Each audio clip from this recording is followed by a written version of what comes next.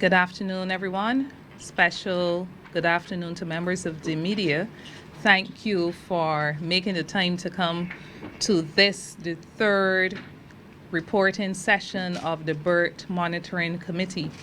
Before we begin, I should like to make excuses for Chairman of the BERT Monitoring Committee, Mr. Edward Clark. I believe he's in a better place right now, hopefully enjoying some relaxation, rest and relaxation. So he isn't here to be with us this afternoon. So as co-chair, I will be presenting on the first quarter of the period 2019-2020 under the BERT program. Just would want us to be all on the same page as it relates to the agenda. The agenda for this meeting, we find it necessary for us to reiterate the functioning of the BERT Monitoring Committee. Of course, we'll be doing that at the onset. And then we will go through the results, a summarized version of the results for June, period ended June 30th, 2019. And then a bit of commentary from the BERT Monitoring Committee as regards our key considerations and concerns. You would recall that the BERT Monitoring Committee was constituted at the end of last year, and it comprises representation from the subcommittee of the social partners. So there's representation from the private sector, from the trade union movement, and of course there was the addition of the domestic Barbados creditors group. Now, we have heard comments whenever we make these presentations that suggest to us the need for us to reiterate the role of the BERT Monitoring Committee. Our role is not to specify our concerns as it relates to our individual interests as we are represented here. But the BERT Monitoring Committee is supposed to monitor compliance as it relates to the progress that the ministries, departments, and agencies of government are making under the extended fund facility of the IMF, where we find that there is need for clarification as it relates to the information that's presented to us. It is our responsibility to seek that clarification either from those who have provided it or to seek out further clarification from other sources that will help us gain a better understanding of the information before us. Why we are doing this presentation even after the IMF has given its report is because it's a responsibility too of the BERT Monitoring Committee to make sure that we have regular communication with the public and with the social partnership, providing updates of what is going on. Our other responsibilities may be determined jointly between the committee and the Prime Minister from time to time as either party sees fit. So it's important for us to spell that out because as I'm presenting to you today, we are looking strictly at whether or not Barbados, the government of Barbados, is meeting the economic targets on the BERT. I'm not presenting in the capacity of General Secretary of the Barbados Workers Union to say how I feel about any other issue that may be related at this point in time. So we just wanted to clarify that. So how has the performance been in first quarter 2019-2020? That is the period April to June 2019. The government of Barbados has met all of the economic targets under the program for the period in question, which means that our report has to be one that records good performance in terms of the economic reforms that have been identified. We have recognized, however, that there may be some need for key reforms to remain consolidated if we are to accomplish the long-term goals under the BERT program. And as we discuss our key considerations, you will see exactly what we mean by this. So let's take a look at the performance criteria. We know that the IMF has reported, but we want to spell out some specific issues that we think that the public should be concerned with. There have been a number of fiscal targets set under the program, and the ones that we're looking at for the 3-month period, the first of these looks at the floor on central government primary balance. And you can see from the figures there before you that the target, and I hope that you can see it clearly, the target was 125 million Barbados dollars, and the actual result was 253. And when we get into questions and answers, I'm sure that my colleagues Donna and Greg will break that down for you a bit more, because that's more their forte, to tell you the specifics of how these things work, and I'm not throwing them under us. And then we have a number of other targets relating to non-accumulation of central government external debt arrears, and the ceiling on transfers to public institutions, and the ceiling on public debt. And you would realize in each case, the government of Barbados has been able to perform admirably, making the targets quite comfortably. And that relates to the fiscal targets. As it relates to the monetary targets, the ceiling on net domestic assets of the central bank, you see that they've met it comfortably by over, well, almost $200 million or so.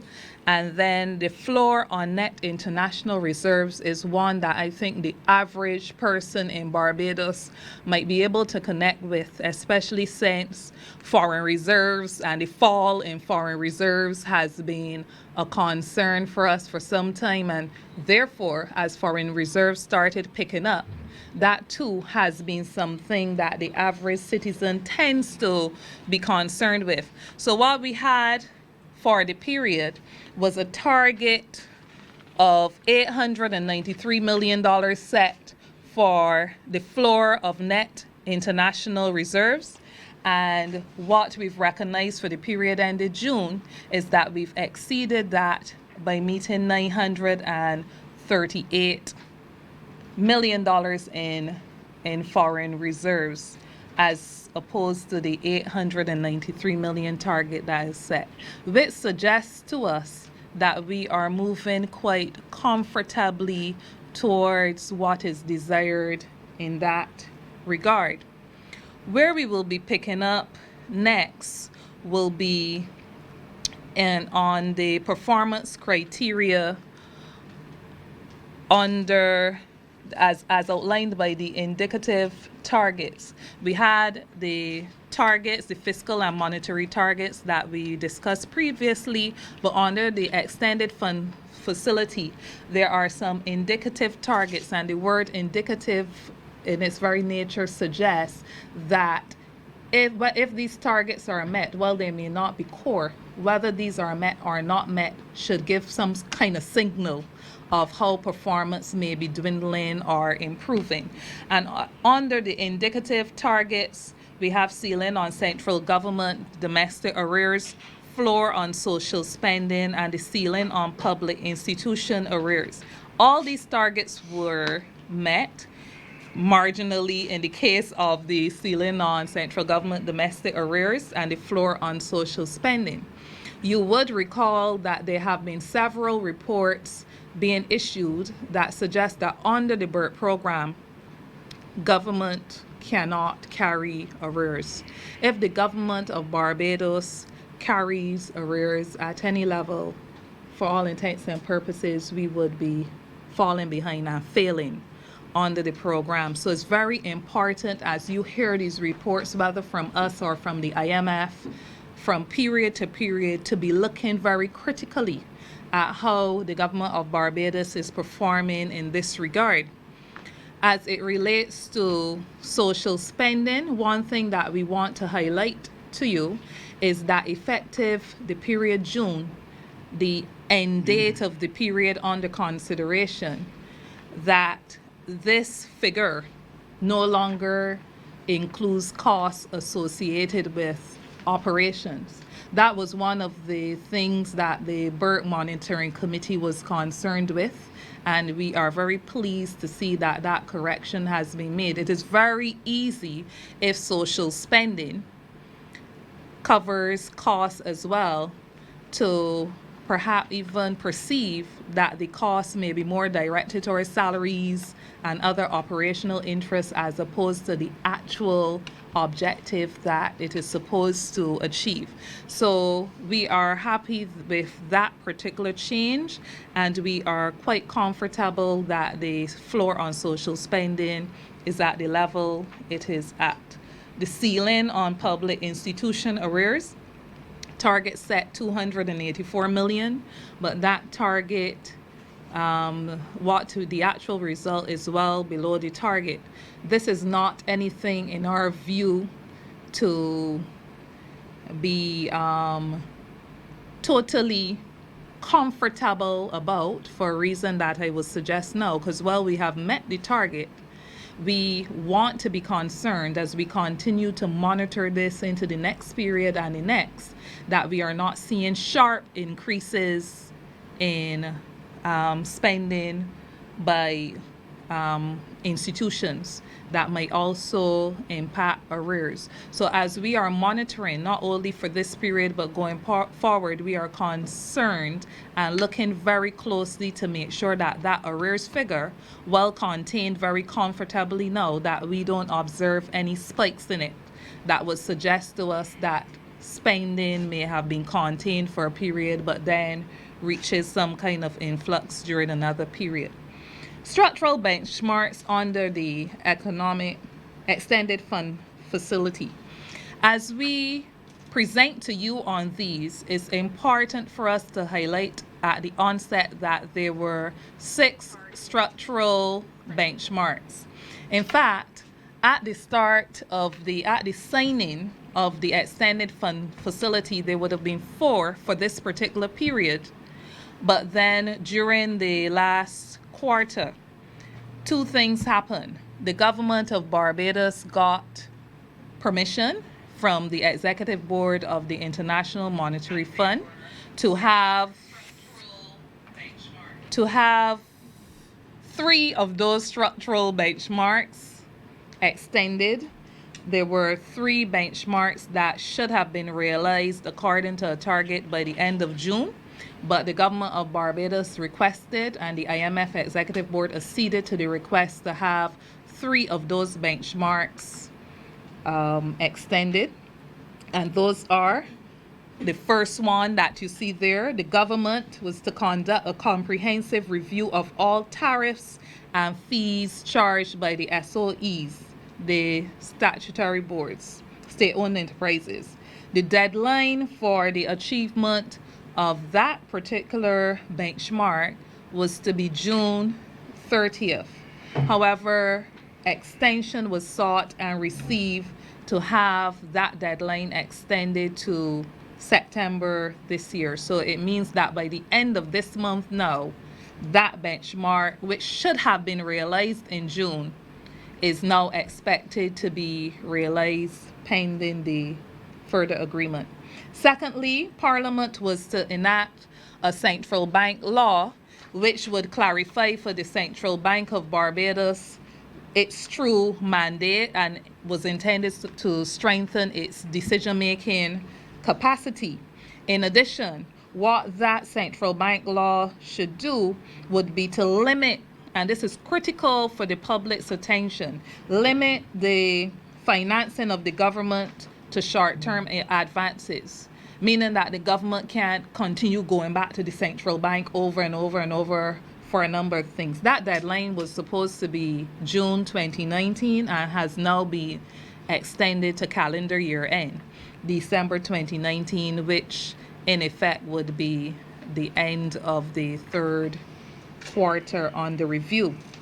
The 3rd structural benchmark that was adjusted was that which relates to a revised pension law to enhance the sustainability of the public sector pension scheme.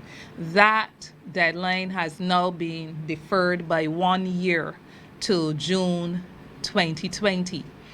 So you must bear these in mind. So the failure to recognize these, or it should not be observed as a failure to recognize these by June, because there's an arrangement where the provision has been made to extend these 3.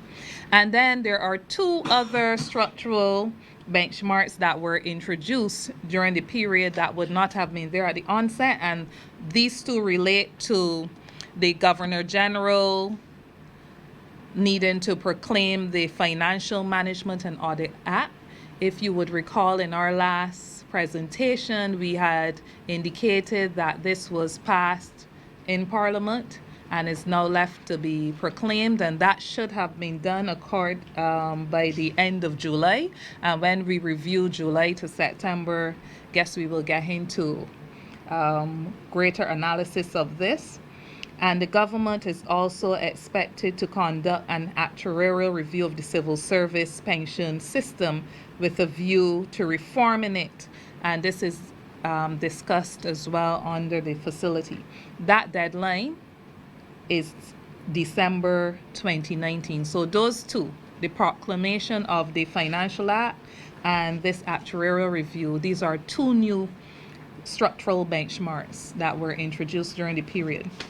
So in terms of the original benchmarks and attaining them, the government of Barbados has been able to complete the comprehensive review of the tax system with inputs from the IMF Technical Assistance Team.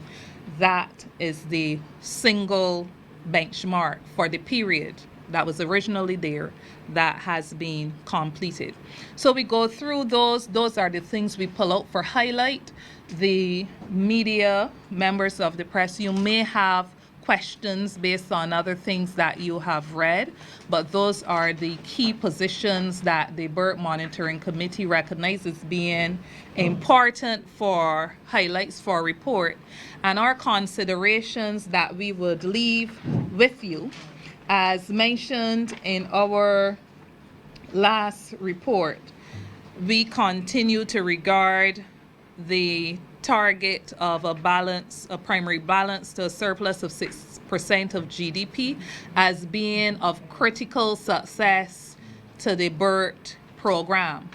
That is a target that must be reached in this period, this financial period. If that target is not met, then we have serious issues. So the fact that from first quarter alone that we are seeing very positive indications that the target will be achieved is something that in quantitative terms at least satisfies the monitoring committee, because right now it suggests that we are on course, all things being equal, to exceeding that surplus in very significant terms. Also, another consideration or concern that the committee has had is the fact that capital expenditure is not at the level that was envisaged.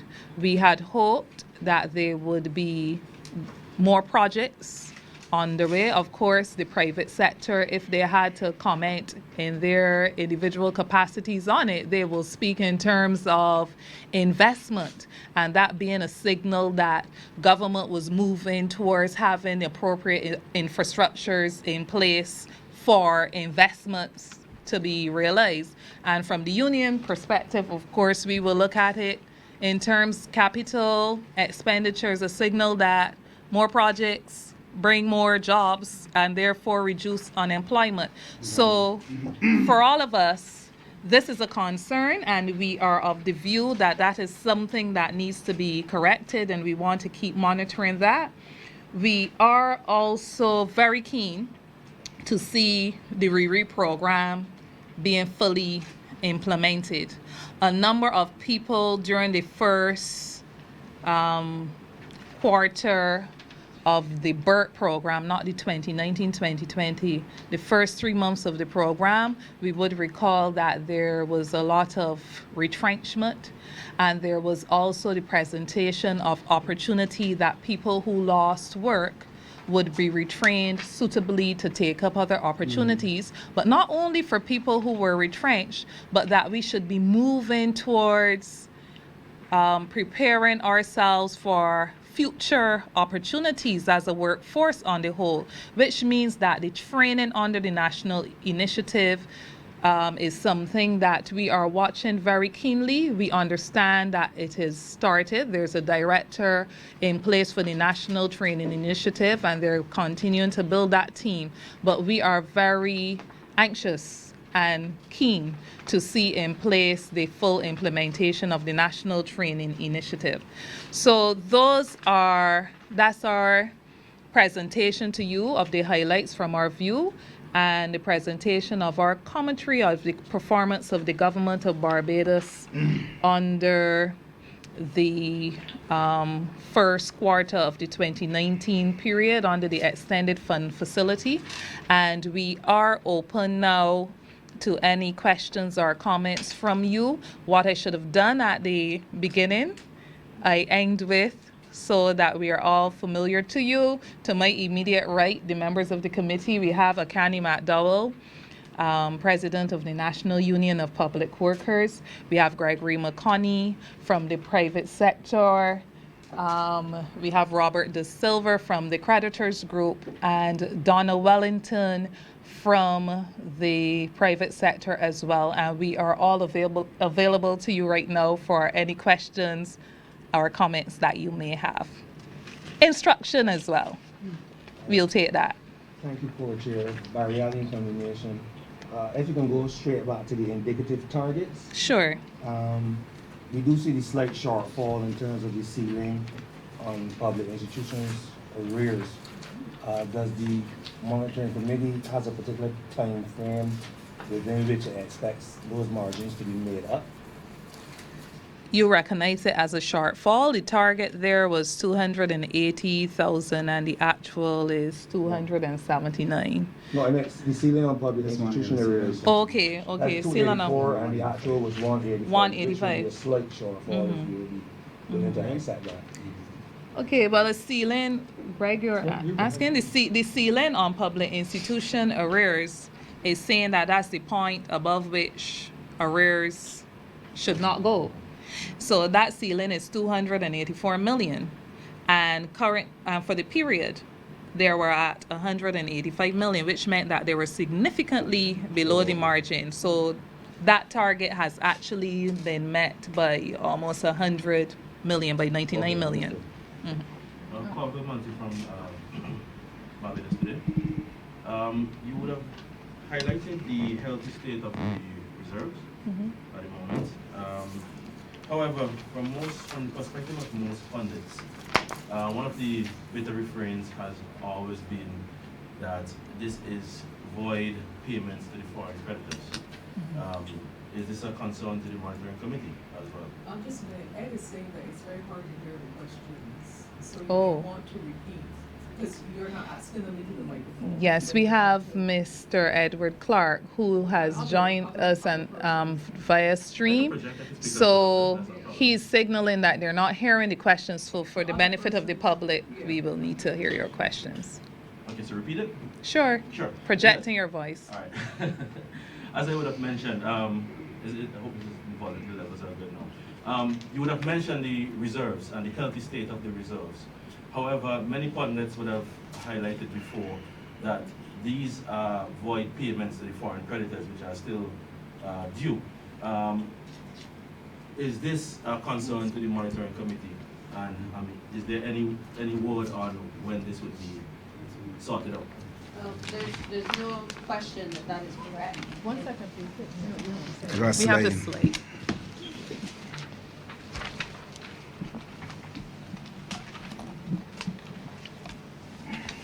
There's absolutely no question that that is accurate in terms of the fact that the debt service from foreign creditors is not included in that figure.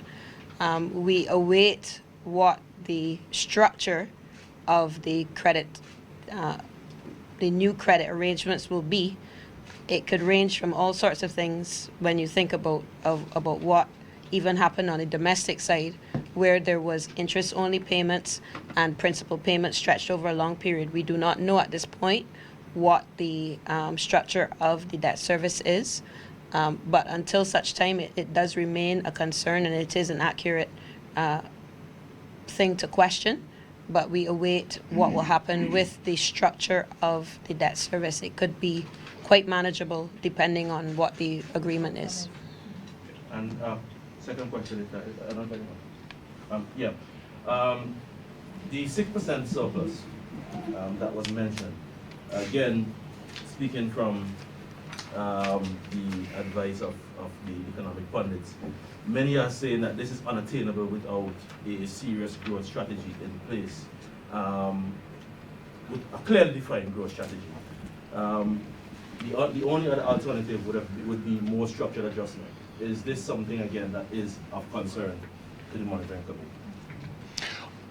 Maybe I'll take that one. So far, the primary balance is made up of two components, really, as a driver, or two things: your revenue and your expenditures. So what we've seen so far is that the revenue has been on target, and what the government has done is control the expenditures quite well. So the expenditures are actually well below target, which is how they've been achieving their surplus. Growth would be an important factor in terms of continuing to see the revenue perform, because they are, it's an important component to that primary balance. And we do see the investment and capital expenditure and so on as being important to stimulating further growth. But to date, that primary surplus, based on what we're seeing, we had a target of 125 million, and we achieved a primary surplus at 253 million. The target for the entire year is 657 million. So in one quarter, we've got 250 million, and we have a full year target of 657. So we've gone a long way in just one quarter towards the full year goal, which would suggest that, they're making good progress in being able to achieve what would normally be considered to be a very hard target to achieve, even without a lot of economic growth happening at this point in time. And I just want to mention, too, that point that my brother made to my right was made without further restructuring within the public service and within the first quarter, which is important. Well, I just have Lisa Bloom from CBC. I just have a question, and it's really just for clarity. I got a little bit lost when you were talking about the fact that the public spending figure as of June will no longer include salaries and other operational interests. I'm not sure how that is. You're clear on that? The floor on social spending. Yeah. Previously, that performance target included not only actual social spending, but the operational costs associated with rolling out programs.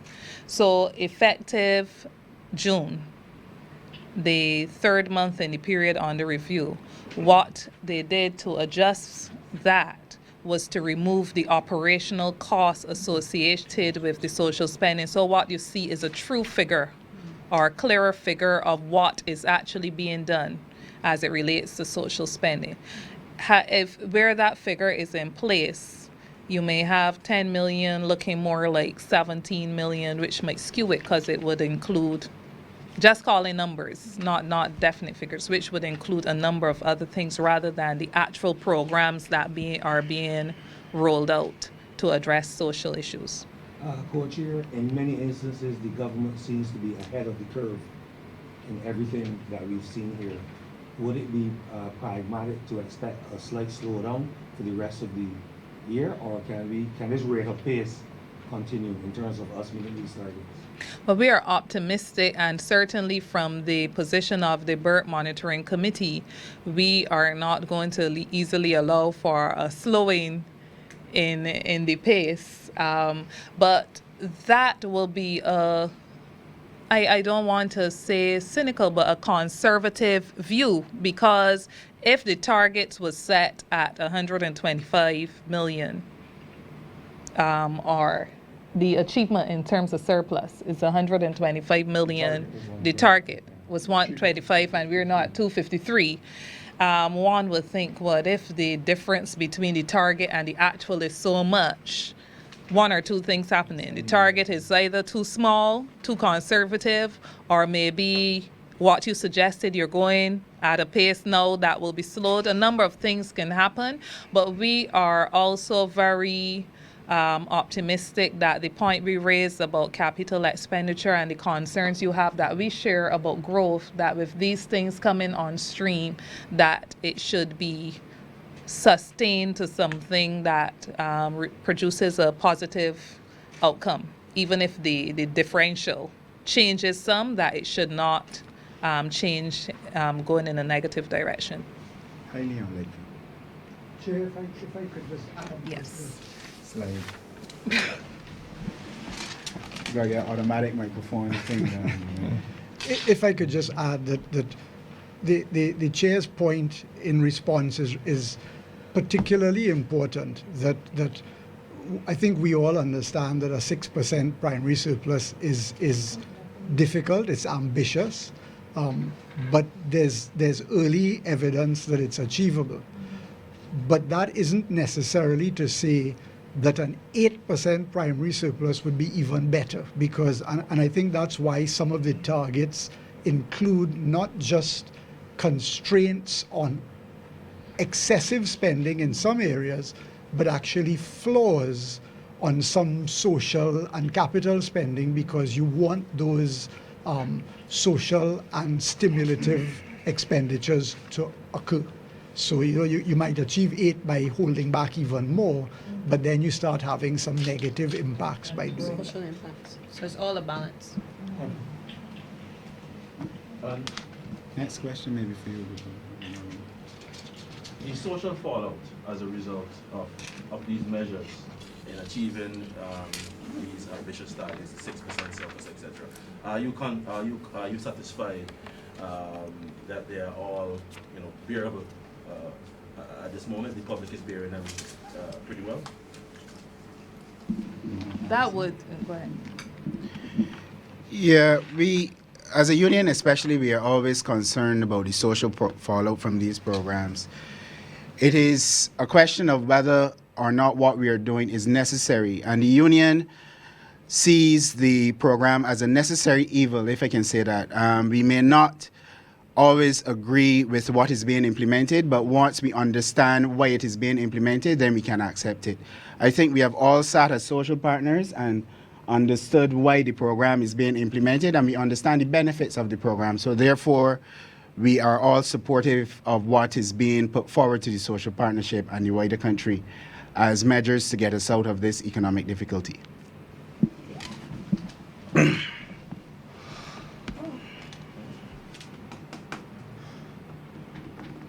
Well, I hear no further questions, observations, comments, instructions from the press. So I want to take this opportunity to thank you for making the time.